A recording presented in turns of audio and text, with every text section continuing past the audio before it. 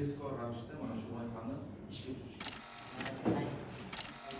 Navqiron Shahrisabz shahriga sizlarni ko'rib turganimizdan xursandmiz. Hurmatli Sabina Mahmud xonim, Nigina xonim, Atika Xo'ja xonim, xush kelibsizlar. Aliyev Tolki janoblari. Albatta mana qisqa vaqt ichida Sabina Mahmud xonim boshchiligidagi delegatsiya bilan mana ikkinchi marotaba uchrashib turibmiz. I would like to thank you also for holding this important UN country team retreat less than 1 year. Alasda yoshlar markazi o'z faoliyatini boshladi. Birlashgan Millatlar Tashkiloti taraqqiyot dasturi yordamida Chiroqchi tumanidagi 4 ta mahalla hududida umumiy maydoni 103 gektar bo'lgan yashil mikrorayon bor. Shular uchun viloyat xalqi nomidan sizlarga o'zimni chuqur minnatdorchiligimni bildiramoqchiman. Sayyohlar sonini 600 ming nafarga, ichki turizmni 2 million 100 ming nafarga, umuman turizm sohasidagi eksportni 120 million dollarga yetkazishni reja qildik. Mana kuni kecha Meraki posyolkasida ham amalga oshirilayotgan ishlarni o'zlari ko'zlari bilan ko'rishdi. Aholi uchun 8 ming xonadonli ko'p qavatli uy-joylar qurishni rejalashtirganmiz. Uy-joy topshirishda hozir 11 mingtasi bo'yicha ish olib boryapmiz. Texnikumlarda o'qiyotgan talabalarimizni 50%ni dual ta'lim bilan qamrab olishda reja qilganmiz. Shu bilan birga 25 ming nafar yoshlarimizni IT ga jalb qilishda o'zimizni oldimizga maqsad qilib qo'ydik. Bizda qiladigan ishlarimiz hali borligini men aytib o'tmoqchiman. 5.3% and poverty. To stop and give a floor to Sabine. Dr. Ahmad, Hakim Asimov, it's really a pleasure to be back here. Some of us have been here on the 6th of September, Nigina and then Cheren were also here, Akiko and Oliver here for the first time. And you are right, we have to be careful that the others are not getting jealous, the other regions, because as the UNCT we are visiting Kashkataria the most. That is actually true. It's already the second time for the UNCT to visit. Because we have been here for 2 full days and we had also the opportunity of visiting, as you know, Meraki and also some of the mahallas.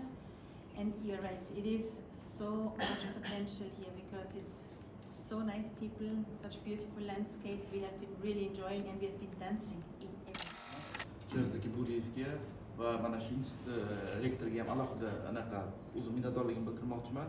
Biz o'sha 3 kun davomida albatta siz ta'kidlab o'tgan shu Mirakiga ham bordik. Bu juda ham bir go'zal maskan, juda ham bir hayratlandik.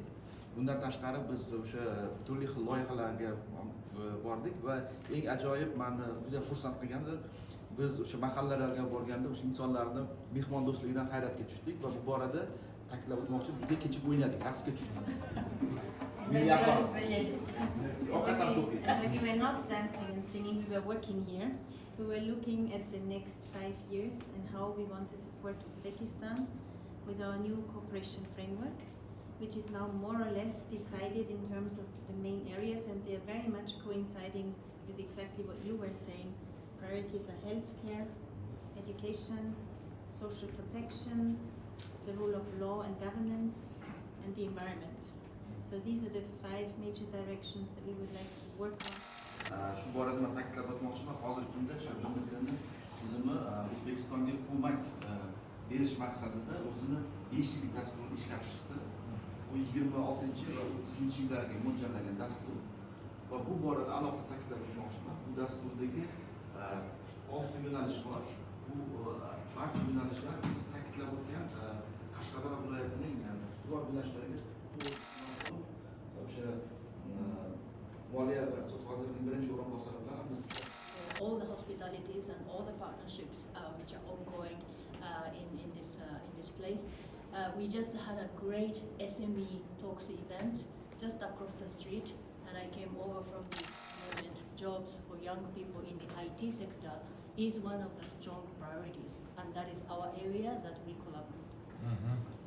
Katta rahmat hamkorlik uchun janob hokim. Mana biz bugun bu yerga kelishdan oldin yarim soat oldin bir tadbirda bo'ldik. O'sha yerda biz mana shu kambag'allikka barham berish, umuman olganda biznes sohani, iqtisodiyot rivojlanish sohasiga doir bir nechta loyihalarni ko'rib chiqdik va o'sha yoshlar va umuman turli yoshdagi insonlar bilan muloqotda bo'ldik va siz ta'kidlab o'tgan mana shu ishsizlikni kamaytirish, kambag'allikka barham berish yo'nalishlari BMT taraqqiyot dasturining ustuvor yo'nalishi.